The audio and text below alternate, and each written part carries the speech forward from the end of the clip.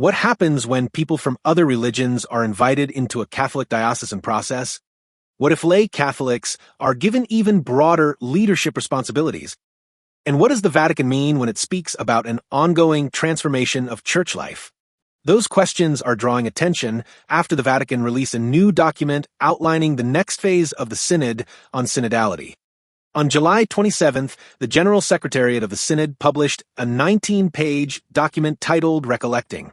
The document provides practical guidance for bishops and diocesan synodal teams as they prepare for the next stage of the worldwide synodal process.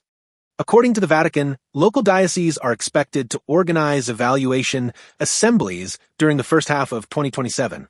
These assemblies are not described as one-time meetings. Instead, the document says they are part of an ongoing process that will continue shaping the life and governance of each local church. The text explains that these gatherings are only one moment within a longer journey. According to the guidelines, the process will gradually shape each local church through synodal choices, practices, structures, relationships, and ways of life. Each diocese is instructed to prepare a narrative report. After holding its local assembly, every diocese will send its conclusions to national synodal bodies. Those reports will eventually be forwarded to the Vatican. One section of the document has received particular attention. The Vatican says bishops may consider inviting representatives of other Christian communities and even representatives of other religions to participate as observers within diocesan synodal teams. The same principle also appears in the guidelines for the diocesan evaluation assemblies. The document recommends making provisions for representatives of other churches, Christian communities, or other religions to take part. At the same time, it explains that the exact form of participation may differ depending on local cultural circumstances. Another major theme throughout the document is that synodality should become a permanent characteristic of church life.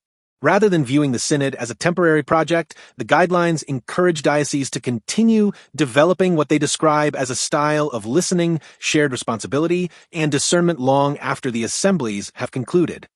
The document also lists several areas that dioceses are asked to evaluate while preparing their reports.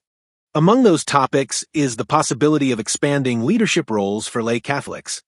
Specifically, the guidelines mention access for lay faithful to leadership positions that do not require the sacrament of holy orders, along with other forms of ecclesial responsibility. Additional areas for reflection include synodal decision-making, transparency, accountability, and the effectiveness of existing church structures. The document also addresses the Church's spiritual life.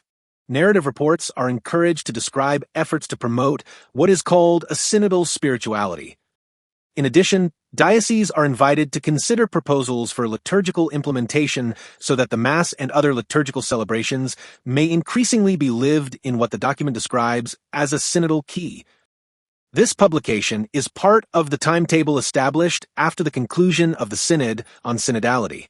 According to the schedule, diocesan and eparchial assemblies will take place during the first half of 2027.